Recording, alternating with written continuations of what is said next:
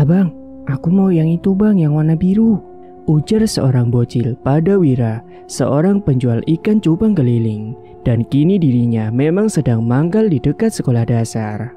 Dan ikan cupang yang biasanya dia jual adalah jenis ikan cupang yang paling murah harganya, sekisaran 10.000 sampai 20.000 untuk per ekornya. Namun jumlah itu tidak seberapa dengan uang saku bocah zaman sekarang, yang bahkan ada yang nyampe 40.000 seharinya. Waktu itu pukul 10-an, banyak dari bocil-bocil yang pada ngerumuni dagangan si Wira. Ada yang hanya sekedar melihat-lihat, ada juga yang beli lagi. Karena mungkin ikan yang dibelinya sebelumnya mungkin sudah mati, mungkin karena tidak dikasih pakan, ataupun habis diadu laga. "Bang, yang pelonteng itu berapa bang?" ujar salah satu bocah. "Oh yang ini 25.000 cil. Tapi dijamin gak bakal kalah kalau diadu. Lihat aja tuh, penampilannya saja serem banget," bujuk rayu Wira agar bocil tersebut jadi beli. Ya memang tak heran, memang seperti itulah penjual-penjual yang marketnya adalah anak-anak kecil. Kadang sesuatu harus dilebih-lebihkan supaya bisa memenuhi imajinasi bocah-bocah tersebut. Dan pada akhirnya bocil itu pun tertarik dan langsung membelinya saat itu juga. Setelahnya dia pun berjalan pergi sambil bergumam sendiri. Ya mungkin itu bocil mau balas dendam sama temannya karena ikan aduan sebelumnya berhasil dikalahkan. Jam istirahat pun telah selesai, semua murid kini kembali masuk ke dalam kelasnya masing-masing. Kemudian Wira pun membenahi dagangannya dan beralih ke sekolah lainnya dengan motor dan keranjangnya. Tepat jam 12 siang waktu bocah-bocah SD pada mau pulang, kini Wira sudah mangkal lagi di sekolah dasar yang berbeda. Dan di sana pun dia mendapati pelanggan-pelanggan bocil dan kini dalam keranjangnya hanya sisa sedikit ikan cupangnya karena ikan-ikannya itu hampir habis diborong oleh bocah-bocah tersebut. Kemudian Wira pun beranjak pulang ke rumah terlebih dahulu dan mungkin nanti lanjut kembali untuk menjual sisa dagangannya yang belum terjual. Setibanya di rumah, dia disambut Fani yang kemudian membuatkan es teh dan membawakan makan siang. Si Fani ini adalah istrinya Wira. Mereka kemudian makan bareng di teras depan sambil menikmati kesiur angin di cuaca yang panas begini. Wira juga cerita kali ini dagangannya laku keras dan hanya tersisa sedikit. Tak lupa juga Wira memberikan uang pendapatannya kepada istrinya tersebut. Fani pun juga ikut senang mendengar kabar itu. Namun dia kemudian bertanya apakah dirinya sudah nyari ikan baru atau belum. Wira pun hanya menjawab mungkin dirinya akan mencari besok. Dia akan datang lagi ke sungai yang hanya dia yang tahu tempat itu untuk mencari ikan cupang lagi di sana. Namun Wira berujar ikan di sana jumlahnya mulai sedikit berkurang karena perkembangbiakannya yang jarang. Alhasil mungkin dia akan kesusahan untuk mencari ikan nantinya. Fani kemudian menawarkan diri untuk ikut nyari di sungai. Namun Wira sempat menolak. Dia tidak ingin Fani panas-panasan. Namun Fani tetap paksa ikut pengen bantu pak suami. Katanya sekalian mau main air di sana. Alhasil Wira pun mengizinkannya. Namun Wira melarang untuk si Fani jangan terlalu capek. Wira juga berpesan untuk menyiapkan bekal untuk dibawa ke sana jika besok dia jadi ikut. Fani pun hanya mengaku paham kala itu. Dan setelah dirinya rebahan dan ketiduran di teras, tiba-tiba waktu sudah berlalu dan kini sudah menunjukkan pukul 2:30 sore. Wira pun kemudian dibangunkan oleh Fani karena katanya dia mau mangkal di TPQ untuk menghabiskan ikan yang masih sisa sedikit. Wira pun kemudian bangkit lalu cuci muka, kemudian dia langsung OTW menuju ke tempat TPQ di mana di situ banyak bocil-bocil juga. Singkatnya setelah pukul 4:30 sore, Wira baru pulang dan benar saja ikannya sudah habis terjual, tak ada yang tersisa satupun. Kemudian Wira pun beranjak segera mandi karena sudah sore banget. Sementara Fani kala itu sedang memasak untuk makan nanti malam dengan lauk seadanya. Karena Wira ini paling suka makan apapun asal ada lalapan petenya. Dan pada malam hari, usai makan bersama, mereka kemudian dudukan sambil nonton televisi. Memang di rumah itu hanya ada mereka berdua saja, karena mereka belum dikaruniai satu anak pun. Meskipun begitu, keluarga mereka masih aman-aman saja tanpa ada hutang sana-sini. Kemudian Fanny ini bertanya kepada si Wira, besok mau cari ikannya jam berapaan. Wira pun kemudian berujar kalau besok akan pergi pukul 8 pagi, biar nanti tidak kesiangan karena cuaca hari-hari ini memang sedang panas.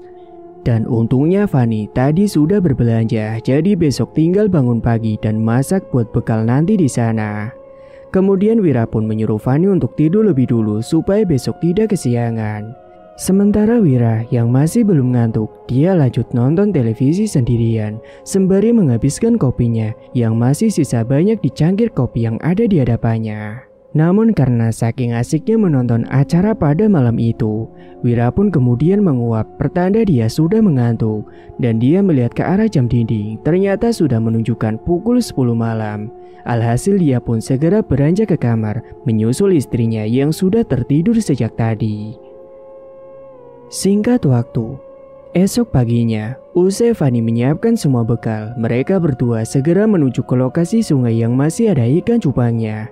Perjalanan yang ditempuh cukup lumayan memakan waktu, namun mereka tetap menikmati perjalanan itu dengan candaan dan gurauan. Dan setelah beberapa saat, akhirnya mereka pun sampai di sana. Wira kemudian meletakkan wadah-wadah ikan cupangnya dan mengisinya dengan air. Kemudian Wira menjelaskan sedikit pada si Fanny kalau biasanya ikan cupangnya itu bersembunyi di balik rumput atau daun-daun yang ada di air. Kadang ada juga yang ada di balik batu. Maka dia diminta untuk membukanya secara perlahan dan kalau ada barulah langsung diserok. Fanny pun paham dan dia pun diberikan jaring ukuran kecil dan sebuah wadah dan diperbolehkan untuk memulai perburuan. Wira tidak terlalu khawatir karena sungai di situ tidak terlalu dalam dan kebetulan air sedang sedikit karena musim kemarau. Wira pun juga memulai perburuannya dan dia berharap mendapatkan yang bagus kali ini. Usai dirinya lama mencari, mereka mulai menemukan beberapa ikan cupang dan Fanny ternyata belajar dengan cepat. Dia juga sudah mendapatkan beberapa ikan cupang dan ternyata yang didapatkannya ada yang bagus banget. Fanny bahkan terlihat sangat senang sekali ketika berhasil menemukan ikan-ikan itu.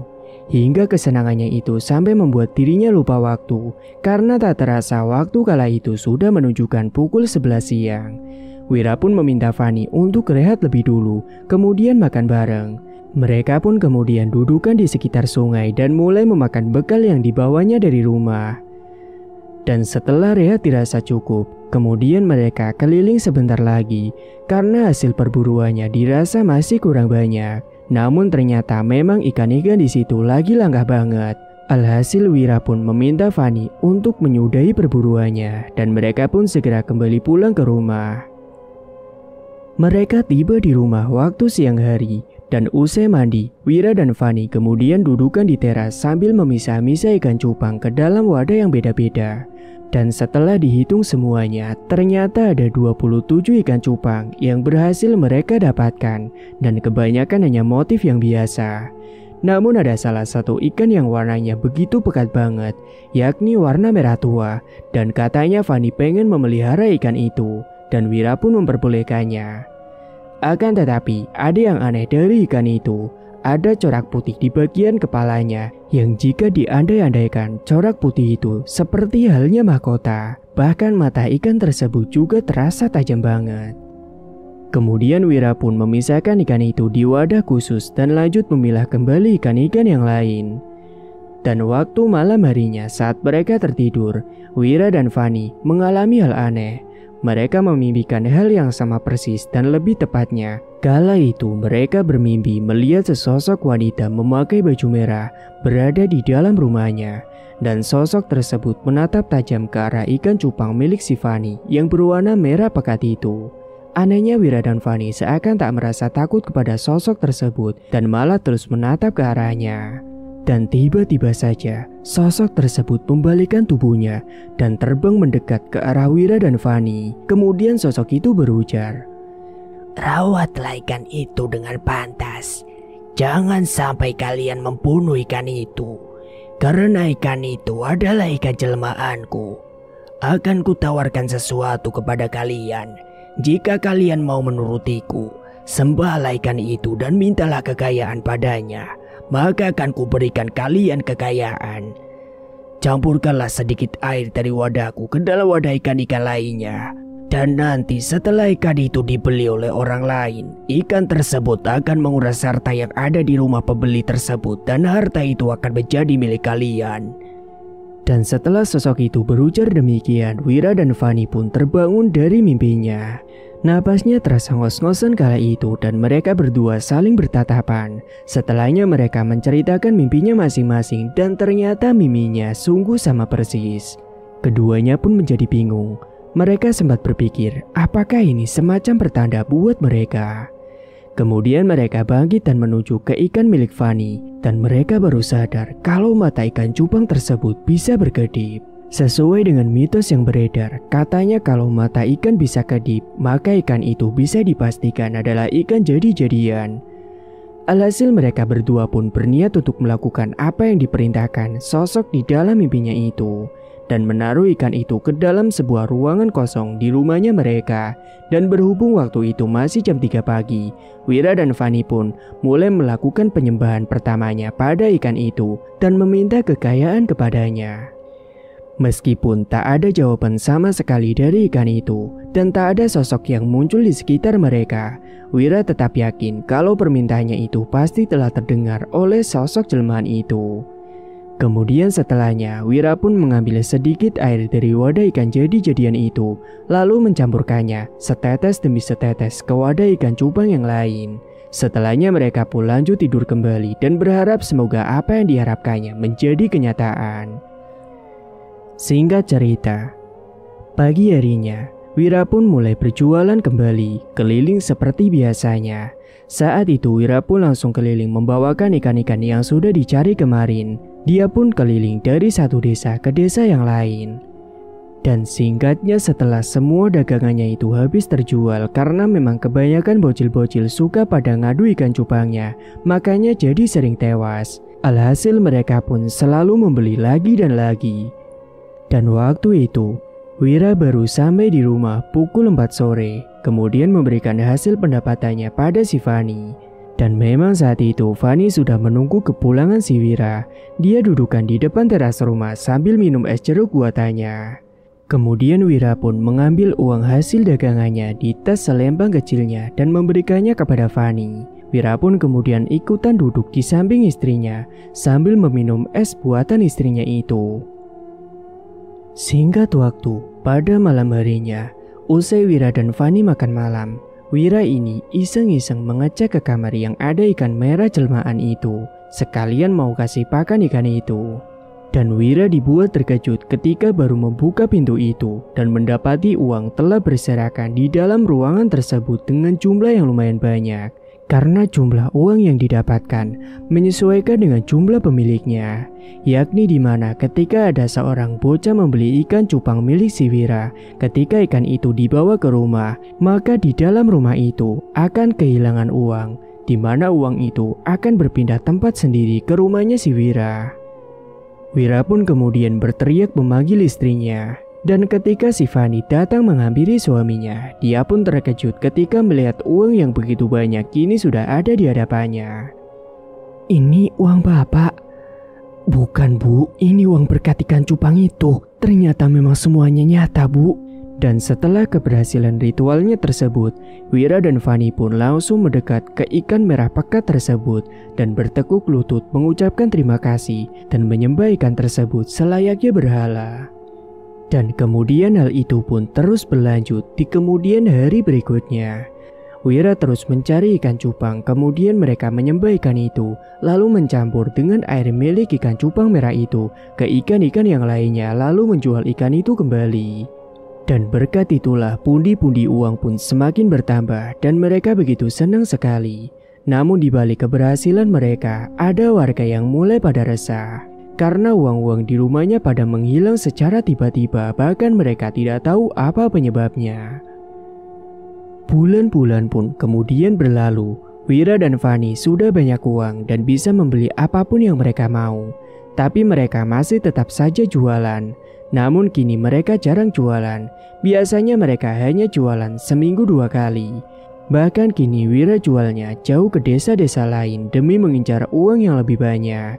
karena dia merasa uang yang ada di desanya sendiri jumlahnya mulai rada berkurang. Dan ternyata tanpa sepengetahuan Wira dan Fani, ternyata jelmaan ikan cupangnya itu mencari tumbal di luaran. Dan tumbal yang dicari oleh sosok tersebut adalah anak kecil yang sudah membeli ikan cupang itu. Tidak hanya itu, bahkan di desanya kini juga jadi sering terjadi gangguan sosok-sosok menyeramkan akibat pengaruh dari nyupang yang dilakukan oleh Wira dan Fani. Dan pada suatu malam, di salah satu rumah milik seorang anak kecil yang pernah membeli ikan cupang milik si Wira, kala itu si bocah tersebut sedang memainkan ikan tersebut, mengadunya dengan bayangan sendiri yang dipantulkan dari cermin yang diletakkan di hadapannya. Namun lama-kelamaan si bocah tersebut dibuat ketakutan ketika yang ada di bayangan cermin itu bukan lagi ikan tersebut, melainkan ada penampakan sosok tinggi besar yang sangat menyeramkan. Tubuh si bocah itu langsung mendadak kaku, tidak bisa bergerak, bahkan dia tidak bisa teriak. Sosok yang berada dalam pantulan cermin itu masih menatap tajam ke arah bocah itu. Hingga kemudian sosok itu berubah wujud menjadi gumpalan asap merah yang kemudian masuk ke dalam raga anak kecil itu melalui lubang hidung. Anak kecil tersebut tiba-tiba langsung kejang-kejang hingga pada akhirnya dia pun tewas karena tidak ada pertolongan pertama. Bahkan orang tuanya pun tidak tahu kalau anaknya itu sedang kejang-kejang. Hingga setelah lama sekali anak itu sudah tergeletak tidak bernyawa, barulah sang ibunya datang karena hendak mengecek apakah anaknya sudah tertidur atau belum. Dirinya malah dibuat terkejut ketika mendapati anaknya yang sudah terkapar di lantai, dan ketika didekati, ternyata anaknya itu sudah tidak bernyawa. Dia pun langsung menangis histeris atas kematian anaknya itu. Suaminya pun langsung datang menghampiri ketika mendengar teriakan dari istrinya yang tiba-tiba menangis. Kemudian sang suami pun segera meminta pertolongan kepada warga sekitar. Kemudian warga yang ada di sekitar rumah itu langsung datang menghampiri. Singkatnya keesokan paginya jenazah pun mulai dimandikan karena akan dimakamkan hari itu juga. Kala itu pemandi jenazah yang sedang memandikan jenazah bocah tersebut dikejutkan dengan luka-luka pada tubuh anak tersebut yang pada membiru, bahkan mengeluarkan bau yang sangat busuk. Bahkan yang membuat mereka terheran, kulit bocah itu tiba-tiba mengeluarkan seperti sebuah sisik. Hingga akhirnya kabar itu terdengar pada petakziah yang datang di rumah duka. Bahkan para warga justru bergunjing ketika mendengar keanehan tersebut. Namun tetap saja proses pemakaman masih terus berlanjut. Singkat cerita, pada malam hari, tepatnya di rumah orang tua dari anak laki-laki yang meninggal itu, yang kala itu masih berduka dan sedih. Malam itu banyak warga yang datang untuk pengajian 7 hari setelah meninggalnya anak tersebut. Saat acara pengajian berlangsung, semua dikejutkan dengan angin kencang seperti puting beliung yang berpusat di rumah tersebut. Sontak semua orang pun langsung berucap istighfar atas kejadian itu. Tapi mereka masih tetap melanjutkan mengajinya hingga akhirnya beberapa saat setelahnya, angin tersebut pun mereda dengan sendirinya. Dan setelah kematian satu bocah itu, kemudian menyusul kematian-kematian selanjutnya yang dialami juga oleh bocah-bocah yang juga membeli ikan di tempatnya si Wira. Namun memang warga kala itu masih belum mencurigai Wira maupun si Fani. Singkat cerita, setelah berkali-kali Fani dan Wira mendapatkan uang yang begitu banyak akibat dari hasil nyupangnya itu, kini mereka harus mengalami kesialan. Tepatnya pada suatu malam, wadah ikan cupang milik Fani pecah gara-gara jatuh usai tersenggol seekor tikus yang lewat di kamar tersebut. Wira dan Fani tidak tahu akan hal itu karena malam itu mereka sudah tertidur. Dan baru pada pagi harinya, Wira dibuat panik usai mendapati ikan itu telah mati terkapar di daratan. Fani pun juga kaget usai dikabari oleh suaminya.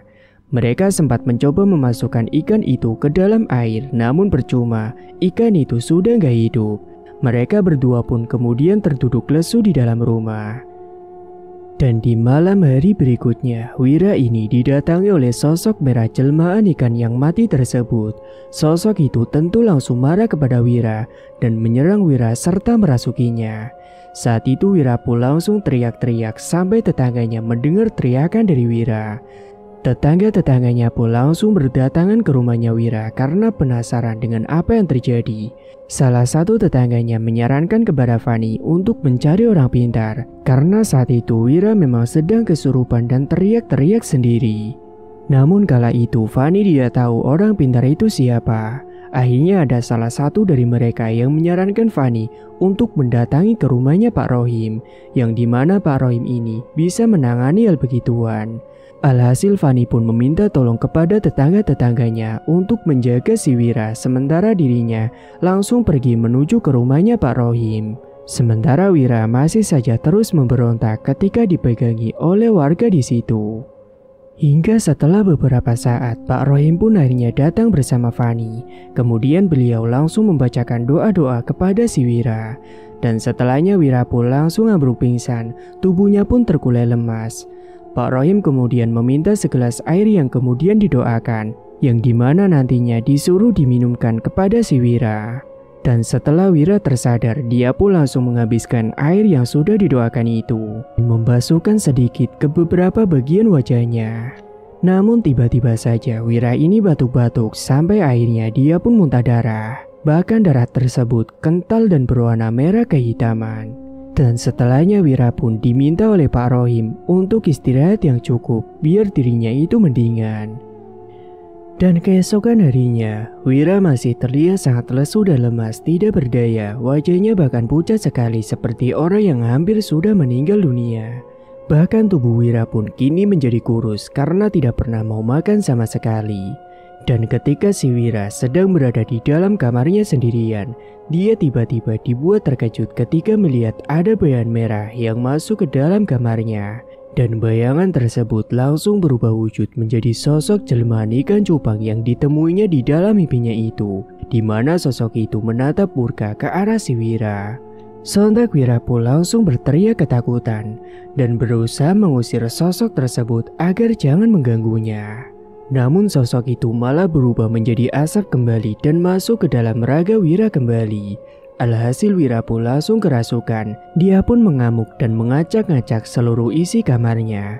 Fanny yang mendengar suara gebrakan dan berisik langsung menghampiri ke arah kamar Wira. Namun ketika Fanny membuka pintu kamar itu, dia dibuat terkejut dengan tatapan mata sang suami yang telah kerasukan, yang mengacak-acak isi kamar yang kini kemudian menatap ke arah si Fanny dengan tatapan tajam dan marah. Sontak Fanny pun langsung menutup kembali pintunya. Dia ketakutan dan langsung berlari keluar rumah untuk meminta pertolongan. Akhirnya beberapa tetangganya langsung menghampiri si Fanny, dan salah satu dari mereka langsung inisiatif untuk memanggilkan Pak Rohim untuk datang ke rumah Fanny kembali. Namun setibanya Pak Rohim di rumahnya si Fanny, kali ini Pak Rohim menyerah. Katanya dia tidak bisa menangani hal itu. Pak Rohim kemudian segera pulang kembali untuk memanggilkan kenalannya yang sama-sama seorang ustadz yang lebih paham tentang hal begituan. Hingga beberapa saat setelahnya, Pak Rohim pun kembali bersama dengan seorang lelaki yang bernama Ustadz Basir. Kala itu Wira masih terus saja ngamuk-ngamuk dan teriak gak jelas. Untungnya saat itu ada beberapa warga yang sudah jaga di rumahnya jika terjadi sesuatu yang sangat tidak diharapkan. Sementara Ustadz Basir yang tadi telah mengecek keadaan Wira kala itu, mereka kemudian berkumpul lebih dulu di ruang tengah dan membahas sesuatu, di mana Ustadz Basir kemudian meminta kepada si Fanny untuk menyiapkan daun kelor yang nanti ditumbuk halus, serta dia juga meminta air bekas perasan beras yang dicampur dengan air jeruk. Dan dia juga berkata nanti malam dia akan datang ke sini kembali, sementara dia akan pulang lebih dulu. Singkat waktu, malam hari pun telah tiba. Saat itu Wira masih berada di dalam kamarnya dengan tatapan yang kosong. Bahkan kadang dia juga menangis sendiri, tertawa sendiri, bahkan juga teriak-teriak sendiri seperti orang gila. Untungnya waktu itu Ustadz Basir dan Pak Rohim datang tepat waktu. Ustadz Basir langsung masuk ke dalam kamar untuk membacakan doa-doa kepada si Wira dan dibantu bersama oleh Pak Rohim. Tentunya tujuan mereka yakni satu, mengusir sosok yang ada di dalam tubuhnya Wira. Namun ketika sedang dibacakan doa, Wira yang dalam keadaan kerasukan itu tiba-tiba berujar, Kamu jangan ikut campur dengan urusanku, ini bukan urusanmu, ucap Wira yang kerasukan. Kaulah yang harus keluar dari tubuh orang ini, dan jangan ganggu orang ini. Orang ini harus mati karena dia telah terikat perjanjian denganku. Dia telah melakukan pesugihan, dan itulah yang membuat dirinya menjadi orang yang punya banyak uang. Namun karena dia telah lalai, maka dialah yang harus menanggung akibatnya dan dia sendiri yang akan aku jadikan tumpal. Namun Ustadz Basir tanpa ragu dan takut, beliau malah mengancam balik sosok itu dan berkata bahwa jika sosok itu tidak mau keluar secara halus-halus maka dia akan dibinasakan. Berbeda dengan para warga dan juga tetangga yang lain yang ada di situ yang mendengar penuturan Wira yang lagi kerasukan, mereka terkejut tidak menyangka bahwa ternyata Wira selama ini telah melakukan pesugihan. Namun ternyata sosok itu masih tetap ngeyel untuk pergi dari tubuhnya si Wira dan bahkan semakin menjadi-jadi. Alhasil Ustadz Basir pun dengan tenaga batinnya berusaha mengusir sosok itu dengan cara paksa. Dan terjadilah perkelahian antara batin antara Ustadz Basir dengan sosok tersebut. Bahkan beliau sampai mengeluarkan keringat yang bercucuran yang membasahi dahinya. Dan di sela-sela waktu itu, Ustadz Basir meminta apa yang dipintanya tadi siang, yakni daun kelor yang sudah ditumbuk halus. Kemudian Fanny pun langsung memberikan tumbukan daun kelor tersebut. Dan setelah menerimanya, Ustadz Basir langsung menempelkan tumbukan daun kelor itu ke keningnya si Wira. Bahkan disertai dengan doa-doa yang terus dilantunkan. Sontak si Wira pun langsung memberontak sejadi-jadinya, bahkan dia berteriak kepanasan.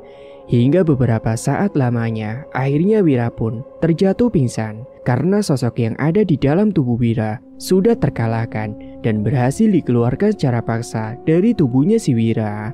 Akhirnya Ustadz Basir dan Pak Rohim pun mengucapkan hamdalah karena telah berhasil mengusir sosok tersebut. Hingga beberapa saat setelahnya, setelah Wira tersadar, Ustadz Basir memberikan segelas air putih yang sudah didoakan. Dan setelah diminumkan kepada si Wira, Wira pun langsung mulai berangsur pulih. Dirinya merasa sudah agak mendingan. Sekarang saya mohon untuk Bapak dan Ibu untuk jujur. Apakah betul apa yang telah diucapkan oleh sosok yang merasuki tubuh Mas Wira tadi? Apakah kalian berdua memang sudah melakukan perjanjian dengan jelmaan ikan cupang? Tanya Ustadz Basir memastikan. Wira dan Fanny pun mengiyakan apa yang dikatakan oleh Wira waktu kesurupan tadi, kalau mereka selama ini telah nyupang. Dan hilangnya uang secara misterius yang terjadi di desanya itu, penyebabnya adalah mereka berdua. Sontak semua orang yang ada di situ pun langsung beristighfar mendengar jawaban dari si Fanny dan Wira. Saya harap segera bertaubatlah kalian berdua sebelum nanti terlambat. Dan yang lain jangan sampai berbuat seperti itu. Kalian sudah lihat sendiri kan bagaimana akibatnya. Ujar Ustadz Basir kepada Fanny dan Wira dan menasehati beberapa warga yang ada di situ agar tidak meniru perbuatan mereka berdua. Namun respon warga setelah itu, mereka justru mengusir Wira dan Fanny untuk pergi dari kampung itu karena katanya sudah mencemari desa tersebut. Akhirnya saat itu juga Fanny dan Wira pun langsung siap-siap mengemasi semua pakaiannya dan mereka pun beranjak pergi dari desa itu. Dan itulah cerita kali ini. Semoga kita bisa mengambil hikmahnya dan jangan pernah untuk mengambil jalan pintas dengan bersekutu dengan jin. Sesungguhnya rezeki sudah ada yang ngatur, sudah tertakar dan tidak akan tertukar. Cukup bagi kita untuk senantiasa berusaha dan berdoa. Dan insya Allah dengan mendekatkan diri kepada Allah, rezeki akan datang dengan sendirinya. Tamat. Cerita pun selesai. Dan itulah cerita yang Mang Ripan bawakan kali ini. Terima kasih bagi kalian yang sudah menyimak cerita sampai akhir. Dan jangan lupa nantikan cerita terbaru lainnya yang akan Mang Ripan bawakan. Semoga kalian semua sehat selalu di sana, agar tidak ketinggalan updatean dari Mang Ripan. Dan sampai jumpa lagi di cerita berikutnya.